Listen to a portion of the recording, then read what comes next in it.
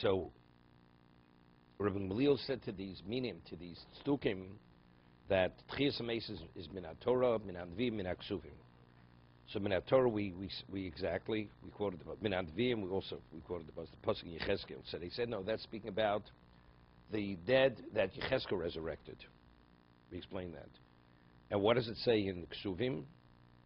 V'chikech ki yayin hatov, your palate will be like good wine. Holech ledodi lemeishorim, dovev sifsei yeshenim.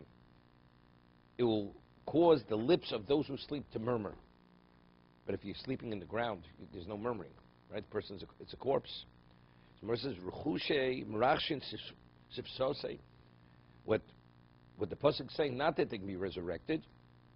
Bialmot, they're just lips are gonna just move slightly. That's what it means. What does that mean? So what's the value of that? Rabbi Yochanan, Dam Rabbi Yochanan, Mishum Rishimei Yotzodok, Kol Mish Nemro Halocha Bishmo, Bolam Azeh. Someone who quotes somebody else says a halacha in the name of a person in this world, Sifsosav Dovos Bakever. His lips, they actually murmur. They quiver in the grave. Shenemar, Dovev Sifse Yishenim. Okay? So therefore that was the response. There's no proof. That pasuk only means because you have in this world. Sifse Dovev Sifse Yishenim. Let's see the pasuk.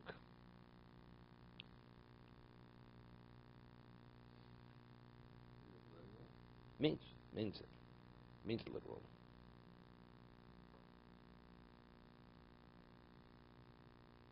One second.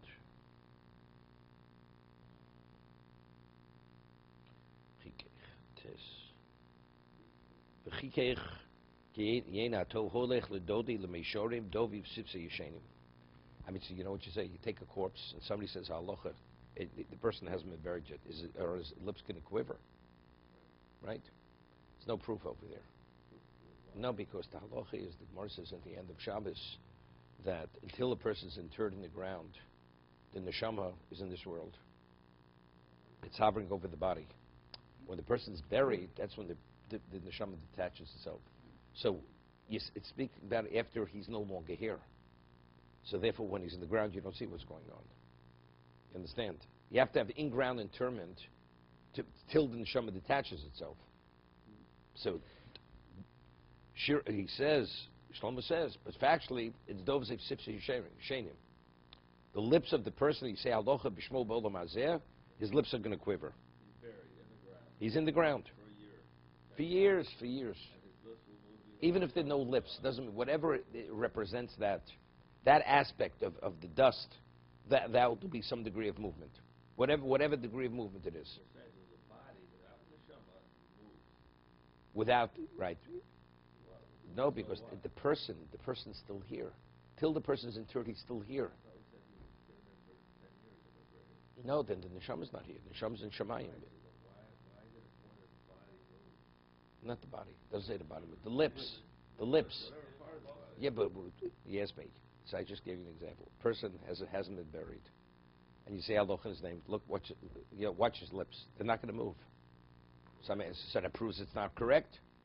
So you can say, well, it's at a level that it's not humanly detected. It's not detectable humanly. I'm saying you don't have to say that. No, we'll talk about what the point of that is. We can discuss what the point is, what the value of that is. Okay, that's a separate discussion. We're first going on just the fact. So you'd say, something, it's so slight, it's not humanly detectable. You can't detect it. I'm saying, no, it is humanly detectable.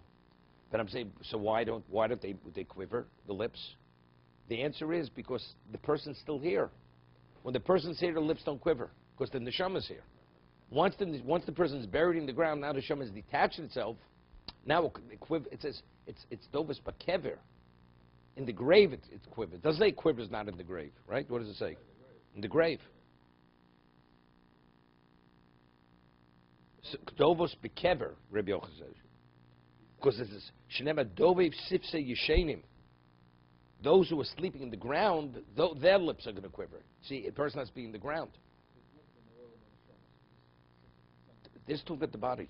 So now let's talk about what's the significance of that. What is the significance of that?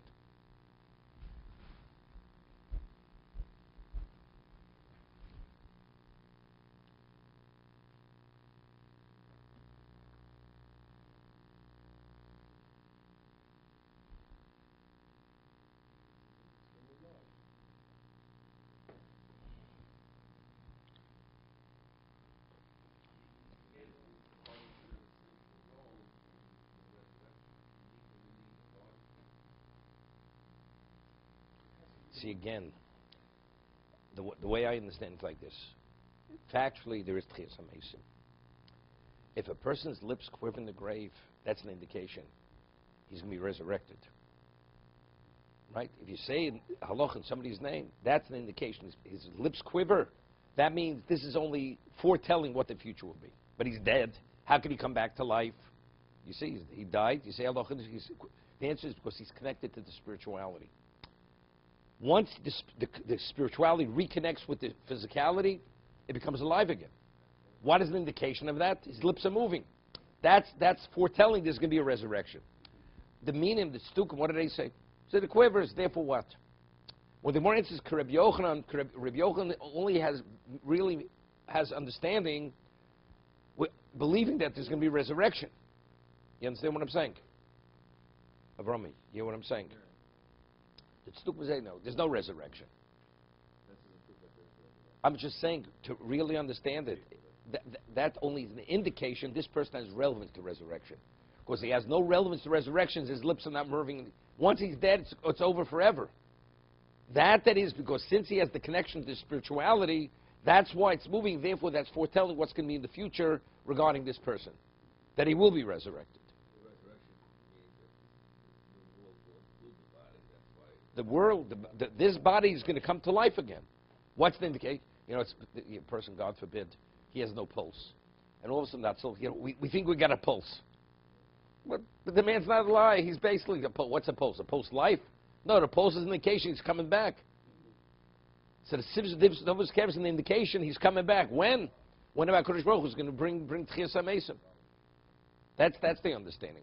But the meaning, they reject it. It means that. So what's its value?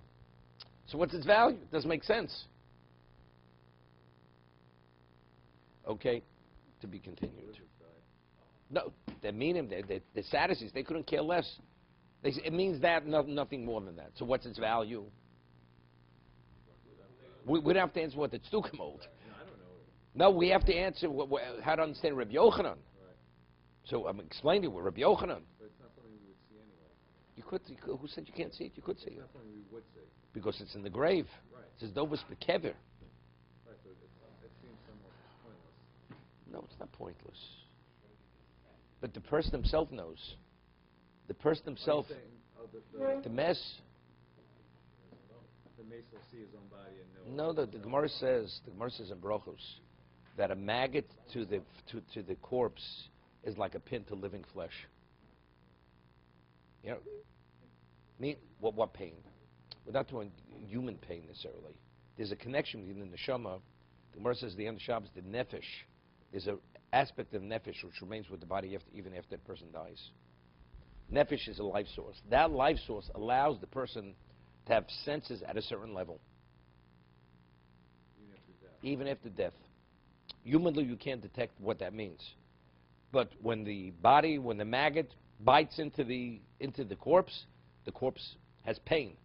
The equivalent of putting a needle into living flesh, the Gemara says.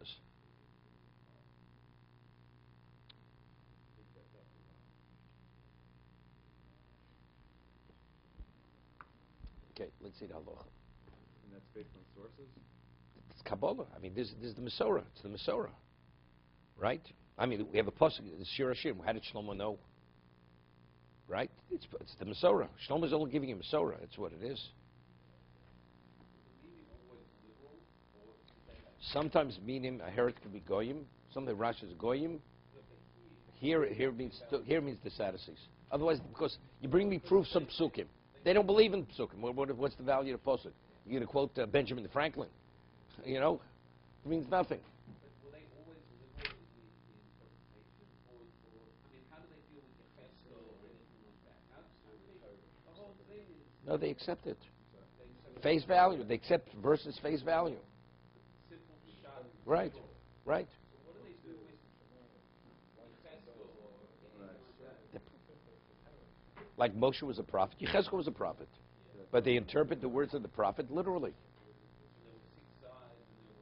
Whatever. Okay.